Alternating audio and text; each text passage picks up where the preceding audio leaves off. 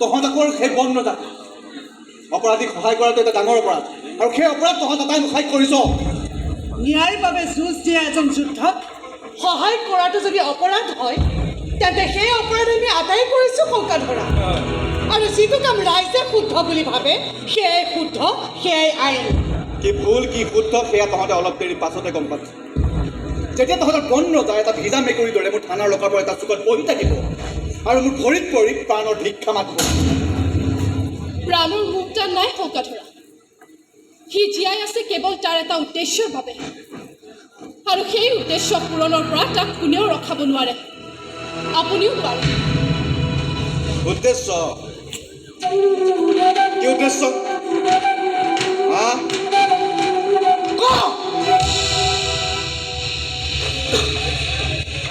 কি বনজা নেক্সট তাৰিখে তেওঁৰ মালিক মানে আমাৰ মিনিষ্টাৰ ছাৰ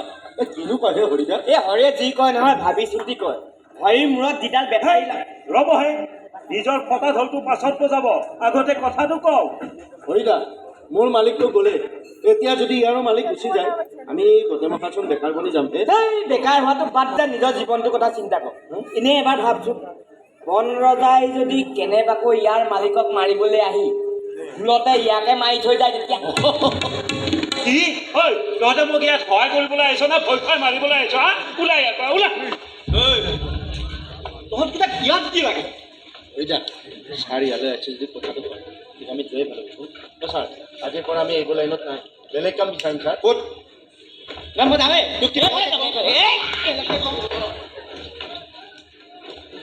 আচ্ছা ৰাতুল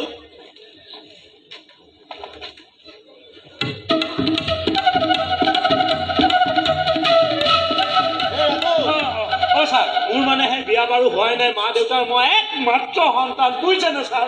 কৈ কি আছ ছাৰক মাত যা বাৰু বৰ উত্তেজিত যেন লাগিছে কিবা সমস্যাও ছাৰ মই ৰাতুল ছাৰ পগাধৰাৰ কাৰণে ঠাণ্ডা পানীত নেমু চেপি বৰফ দি লৈ যা ছাৰ মোক মানে সেই ছুটি লাগিছিল মোৰ মানে মামা ঢুকাল তোৰ মামা দেখোন যোৱা বছৰে ঢুকাইছে আকৌ ঢুকাল ছাৰ বছৰে ঢুকাই থাকে তোৰ মায়ে যা নেমু পানীটো খাই যা ছাৰ মোৰ আপোনাৰ লগত এটা ডাঙৰ কথা পাতিবলগীয়া আছে ছাৰ কুলধৰ ছাৰ আৰু সত্যপ্ৰসাদ দত্তৰ মৃত্যুৰ পাছত এইটো কথা স্পষ্ট হৈ পৰিছে যে বন ৰজাৰ পৰৱৰ্তী লক্ষ্য আপুনি গতিকে ছাৰ আপুনি কেইদিনমান ঘৰতে থাকক আপোনাৰ যিমান মিটিং আছে যিমান ৰেলী আছে সকলো কেঞ্চেল কৰক ৰবাধৰা তই কেতিয়াবা বাঘৰ ভয়ত সিংহক লুকাই থকাৰ কাহিনী শুনিছ ছাৰ আপোনালোকে মোৰ কথা বিশ্বাস কিয় নকৰে এবাৰতো মোৰ নাম হীৰা হীৰামণি তই মোৰ কাৰণে চিন্তা কৰিব নালাগে তই চিন্তা কৰ বন ৰজাৰ কাৰণ সি যদি এবাৰ মোৰ সন্মুখলৈ আহে তেওঁৰ চিন্তাও উভতি নাযায় ছাৰ আপুনি ভবাৰ দৰে সিও ভাবি আছে আপোনালোকে বহুত বেছি ভয়ানক হয় ছাৰ আপুনি মোৰ কথা বেলেগ কথা নাই যদি তই যাব পাৰ আৰু বিশেষ কাম নাই যদি ভাতটো খাই যাবি মোৰ ঘৰত নতুন কুক আহিছে মানে নতুন ৰান্ধনি কি খাবি ক ধন্যবাদ ছাৰ আজি নাখাওঁ দিয়ক মই ইতিমধ্যে চহৰৰ চাৰিওফালে কটকটীয়া নিৰাপত্তাৰ ব্যৱস্থা কৰিছোঁ তথাপিও কওঁ ছাৰ আপুনি সাৱধানে থাকিব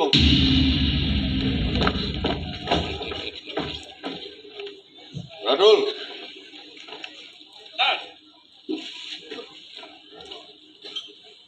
আমাৰ এই বৰ ধুনীয়া বন দিনত মাতচোন মাত মাত হেল্ল' কলিতা হয় বৰ্ডাৰলৈ 2টা দিন পঠাই দিয়ক হয় আৰু পেট্ৰলিঙত আপুনি নিজে যাব আৰু যি ইনফৰ্মেশ্যন পায় আগতীয়াকৈ মোক দিব অ'কে বাই এক প্লেট ৰুটি লগা হীৰামণি দুৱৰা তাৰ নিজৰ জীৱন মৃত্যুক লৈ টনা আজোৰা চলি আছে ই আকৌ মোক ভাত খাই আহিবলৈ কয় নতুন ৰান্ধনি আহিছে বোলে তাৰ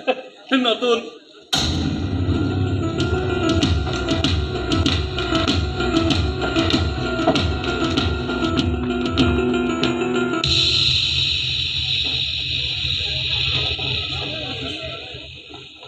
মোক মাতিছিলে ছাৰ বৰ ধুনীয়া বনা thank you sir thank you হয় মই কৈছোঁ তাৰ চেহেৰাটো দেখাই নাই নহয় চিনাকি হোৱাই নাই ভালকৈ তোৰ লগত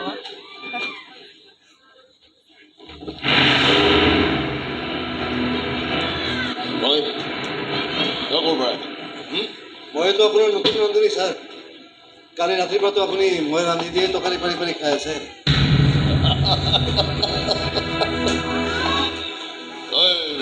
তই চালা মূৰ্খ নেকিয়া তই যে মোৰ ঘৰলৈ আহি ইয়াৰ পৰা জিন্দাও উভতি যাব নোৱাৰ এইটো কথাও তই নাজান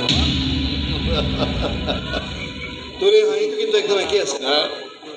মোৰ দেউতাক মৰাৰ সময়তো তই এনেকৈ হাঁহিছিলি মানে তই হ'ব মানে বন ৰজা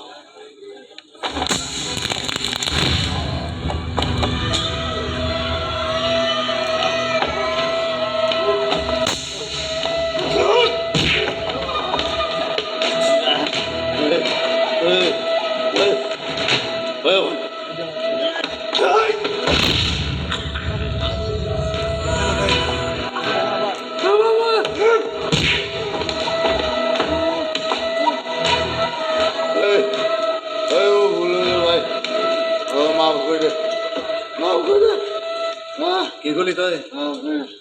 মাফ কৰি দিব লাগে তোক ঠিক আছে মই তোক মাফ কৰি দিম কিন্তু মোৰ দেউতাক উভতাই দে নিজৰ জীৱন নিজৰ সপোন সকলো পাহৰি এখন ভঙা চিঙা চৰকাৰী স্কুলৰ লগত লাগি থকা মোৰ সহজ সৰল দেউতাক ঘূৰাই দে পাৰিবি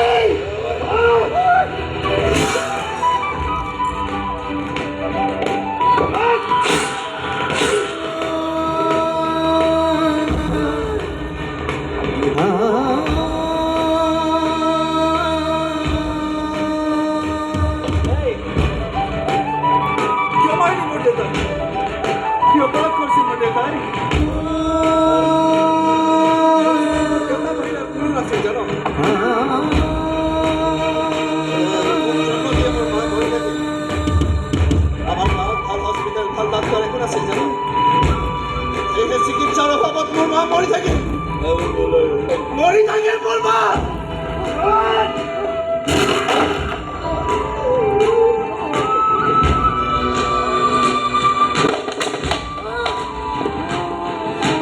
দুখে দুখে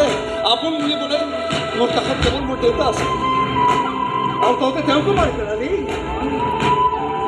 মাৰি পেলালি তহঁতে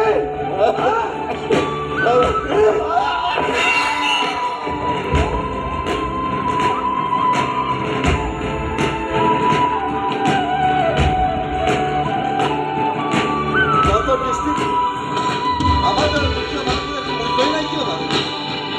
আমি যে মানুহেই নহয়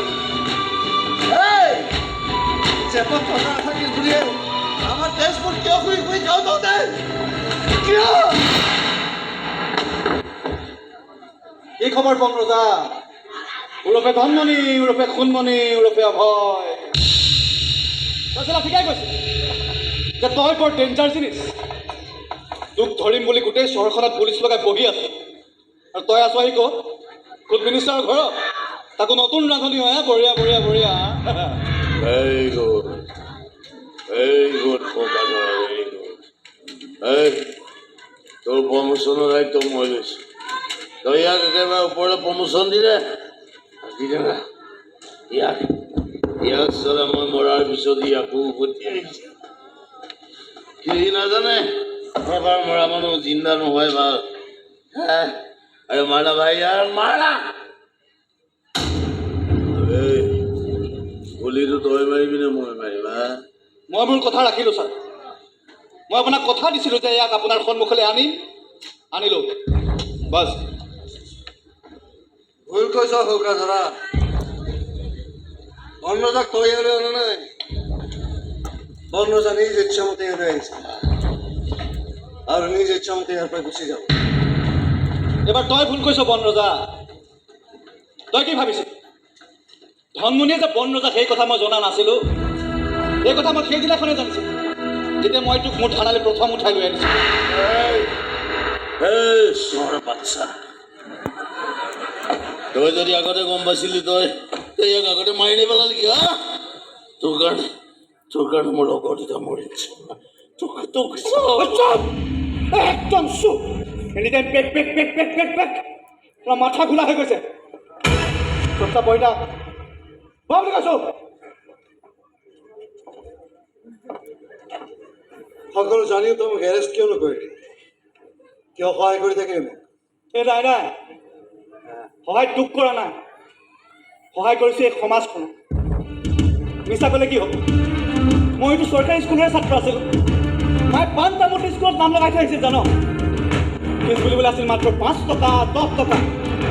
আৰু এতিয়া নিজৰ ল'ৰা ছোৱালীক প্ৰাইভেট স্কুলত পঢ়াই থাকিব লগা হৈছে মাহে মাহে এগালমান টকা ফিজ দৰমহা 1,000 টকা তাতেই যায় কিন্তু কি কৰিম ইহঁত মোক খাই চৰকাৰী স্কুলত যি অৱস্থা কৰিছে তাত দিবলৈ খুব ভয় কিন্তু সেইবুলি তই কৰা কামটো মই কৰিব নোৱাৰোঁ বহুত বাধা গতিকে ভাবিলোঁ যে নিজে বন ৰজা হ'ব নোৱাৰিলে কি হ'ব বন ৰজাক অলপ সহায়টো কৰিব পাৰোঁ তোৰ কথাকেইটা শুনি ভাল লাগিল হোক তৰা যিদৰে আজি তই বন ৰজাৰ উদ্দেশ্যৰ কথা বুজি পাইছ এদিন হয়তো এই গোটেই সমাজখনে বুজি পাব কিন্তু ভয় হয় তেতিয়ালৈকে বহুত পলম হৈ নাযায় আৰে হৈছে পলম এটা কাম কৰ যে সোনকালে মাৰ আৰু তোৰ কাম খতম কৰ মই সিংহ এইখন সমাজৰ মই ৰজা হয় ৰজা নহয় ইৰা সিংহ কথাৰে এবাৰ বাঘ ৰজা হ'ব এইবাৰ ৰজা সলনি হোৱাৰ পাল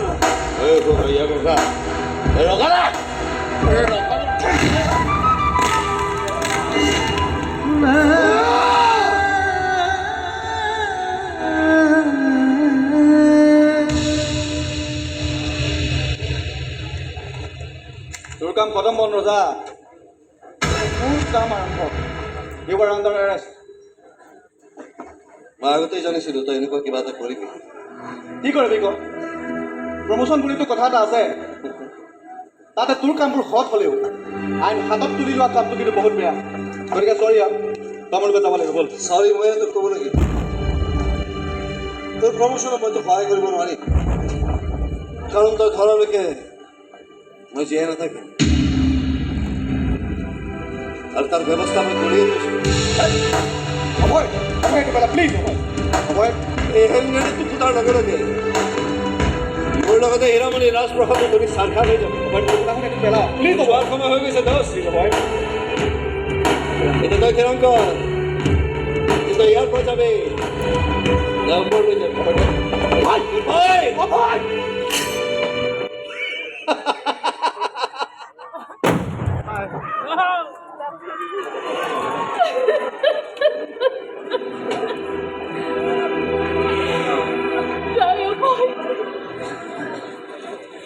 তই এনেকৈ গুচি যাব নোৱাৰ বিয়াৰ সৈতে যুঁজি তই মোৰ লগত অন্যায় কৰিব নোৱাৰ ছাৰ আপুনি ইয়াত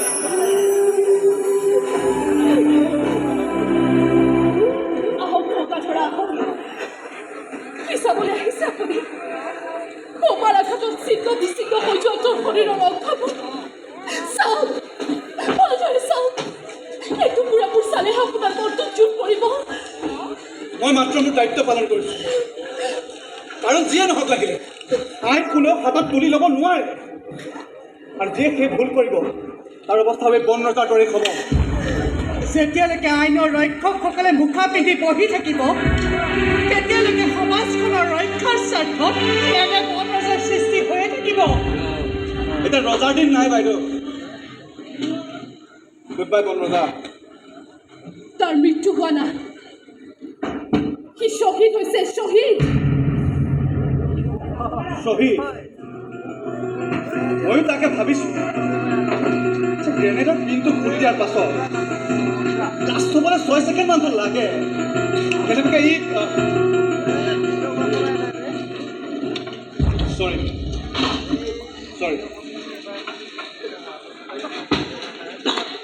পাৰিছত সি কি কৈ গ'ল সি ঠিকে কৈছে মাহী মই সেইটো কথা ভাবি আছোঁ